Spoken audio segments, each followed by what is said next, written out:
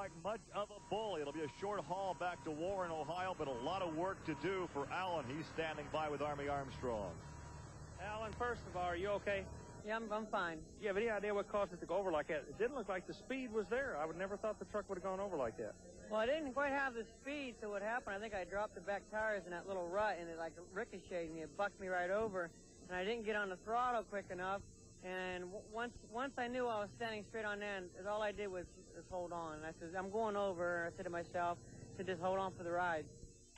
Here's a look now at round one with the Crusher taking Clydesdale. Nightmare advances over Nightlife. Also, King Crunch advances. Micro Machine turns back Bad Medicine. And Snakebite, by way of a bye, actually, since Bigfoot broke, will go up against Taurus in round two competition. There is a look at Colt Cobra in Snakebite. Never reveals his identity. He will go up against, in round two competition, Taurus. Jack Willman Sr. out of a city, Granite City, which is right near St. Louis. You know, the Granite City area is known for some tremendous open wheel racing over there. This guy goes out all over the country with a different kind of racing philosophy. That being the old 66-inch tall tire monster trucks. He's a player, isn't he, Gary, wherever he goes. He has a slope nose on that doghouse, and look at the advantage he takes over Snakebite. Yeah, he completely cleared the last set of cars. And the finish line is the last car. Remember that on this track. They've been playing with that finish line, trying to figure out the right setup, and I think they found it here. The last car is the finish line. And look at the size of the advantage that Jack Willman has over Colt Cobra. He literally flew. Look, a 696. That's awesome, Gary. And here is Steve Hess out of Columbia City, Indiana, drives a truck called Nightmare, and Gary Porter, the Carolina Crusher. This race should show us something. Porter's truck should be a lot softer, a lot smoother. It's the new technology that he's incorporated in the suspension, the cantilever suspension they call it. That's a truck closer to us. Hess, the back truck, the GMC truck, he hasn't made the move over to the new style truck. I look for him to do that next year. But you should see a lot of bouncing in the fire truck and a smooth run in the truck closest to us. Nose up in the air, under acceleration. Oh, side by side, a good run, but Gary Porter, in what we call no man's land out there between those cars, took the advantage right there, and he takes the victory in the Carolina Crusher. No man's land is so important. You must be going straight after you clear the first set of cars in order to be lined up for the second set of cars. Hey, a 730 is a respectable run, Gary. Well, remember, the fastest loser in round two will advance. That's why we're showing you the fast loser so far has been Snakebite. So Snakebite was faster in losing than was Nightmare. And here is a well-battered Scott Stevens, the Auto Value King Crunch. And he goes up against John Breen in the Micro Machine. Talk about Snakebite. Scott Stevens feels he's been that way. But, you know, they got up back on the horse that threw him. They made their first run. Let's see how hard he goes. Look at that. Like it never happened before. Like a gunfighter. He's going for the throat. Oh, and I think he got it. Whoa, he's going over upside down again. All the way over. Scott Stevens has to be saying, oh, no, not again. The crew runs over there. They're talking to him. He's moving in the cockpit. He apparently is okay, but how many times can you roll one over before you finally throw up your hands and say, I think I've had enough of this? You know, this says a lot about the Cobra seat that he runs and all his safety equipment. He's told me many times, I don't really, you know, because of the safety equipment he runs, the Simpson belts and the Simpson suit and all this stuff, safety is important. He's got the Cobra seat to keep him strapped in. And believe me, if that stuff didn't work, he would be hurt by now as many times as he's gone over. Aside from qualifying, he has been upside down, what, 3 of his last 4 runs, I think? Exactly. He's coming out. The rescue people right here with us.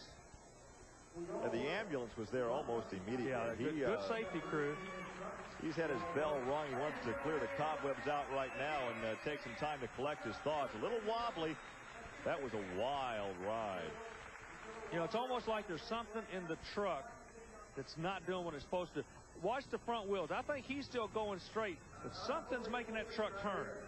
You notice the truck is angled to the right. Then when it hits, it hooks and goes 180 degrees back to the left, Gary. So he's staying straight with the steering wheel. The chassis is reacting, and there's some kind of force throwing that truck one way or the other, and it's not the same direction every time. Gary, they're going to have to go back to Texas and put a new chassis under that truck. We are ready now for semifinal action, Army. Here are the pairings. The Carolina Crusher against Snakebite, the second fast loser from round 2, and the fast loser Micro Machine against Taurus. The winners will meet each other for the championship here in Canfield, Ohio. There's a way to watch the race on Mama's shoulders. Armin, you're down there with Scott Stevens. Scott, some days are diamonds and some days are stone. You picked up a big rock here. You can't shake this black cloud hanging over you. Yeah, you know, we're getting some speed and we're running right there with everybody else. But boy, our truck just, it's not handling on this track right at all. You know, we've done, I think, 4 passes here and been on our top 2 times. And okay, what causes that? Everybody else has made 4 passes. They haven't been flipping their truck. Why is yours going on a lid? I don't know. We took all that weight out of it to get it competitive, and it seems like the thing that got us back to be competitive is probably what's hurting us a little bit right now. But thanks a lot, Scott. So there is a head-on look at Colt Cobra in the Snakebite truck. And he goes up against the Carolina Crusher with Gary Porter, with the winner advancing to the championship round here in Canfield. Gary, I was just thinking of something. Colt Cobra, we use the term slithers into the next round, and we're making a play because of as we go inside with Gary Porter, but we're making a play on words, but that Cobra truck is always showing up in the final 4. Yeah, and usually he makes it as a fast loser of the second round. You go to the pay window, they don't care how you got there. They just want to know where you finished. Side by side, a good race, but right here again, Gary Porter.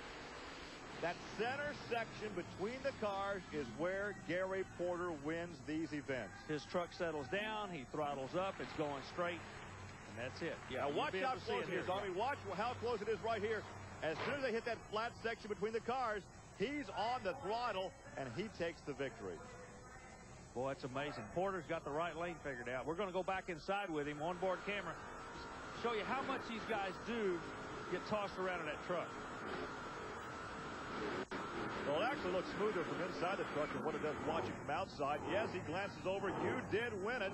And you'll go up against, well, will it be Taurus or will it be Micro Machine? Those big yellow springs that you can see right over the rear wheels can tell you the story here. They're what they call the Custer shocks. That is a shock absorber that revolutionized this sport. We keep talking about the new trucks. That's the one common denominator. All the new trucks are running a trick shock. Now, those shocks were designed for off-road racing. But look how they absorb the energy. Notice how Taurus settles. Oh, it settles all right. It almost does a nose over. Yeah, but in the no man's land portion you were talking about a moment ago with the Gary Porter vehicle, watch the replay when Taurus comes up and look how soft he settles down. See, Sunday drive. The final is set, Gary. 2 Chevrolets going to duke it out. Army, let's talk to Jack Willman. Well, Jack, you're going to be going into the final. Who's going to get lane choice out here? It looks like I got lane choice. Where are you going to go? I'm going to go in the same lane I've been running, this right side lane. Okay, now Porter likes that lane too, but that doesn't make a bit of difference. It's your choice. That's correct. I got the fastest time out last run, which we was both trying to do, and I got it, so I get choice. We'll see you there. Okay, thank you. The championship shootout is coming up next in Canfield. Welcome back to the Monster Truck Thunder Nationals here in Canfield, Ohio, where there is a host of activities for you truck enthusiasts. And to find out more about how you can be a part of the action, call or write the Special Events Promotion Company. There's a look at Gary Porter in the cockpit of Carolina Crusher, and he goes up against Jack Willman Sr. in a brand new Chevy truck he calls Taurus.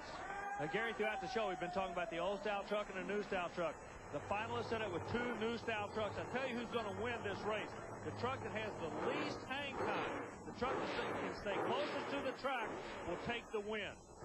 Jack Willman Sr. is in the lane of choice. That is the right lane in Taurus. Well, let's see how much hang time they get here. Now, you're right, Gary Porter, a little more air, and the victory goes to Jack Willman. You were right on, Army. Jack Willman did not have as much air time or hang time. He takes the victory here in Canfield in that brand new Chevrolet pickup truck. Yeah, Willman stayed close to the track. Watch him when he settles in no man's land. See, it's just a smooth drive. Meanwhile, Porter, a lot of bounce. He's in trouble on the far side. And Army, you're with our victor. Well, Jack, anytime you and Gary go into the starting line, basically it's just a shootout, isn't it? That's exactly right. Gary's a tough runner. What about the lanes? Tell me about that run. Well, this lane I've been running, of course, most of the afternoon, and it really felt good to me. And, you know, I never did let off of it from the start line. That's how good it felt to me. Congratulations to you. Well, thank you very much, Army. It was a dusty day here in Canfield, Ohio. When the dust settled, Jack Willman took the victory. For Army Armstrong, I'm Gary Lee. Thanks for joining us.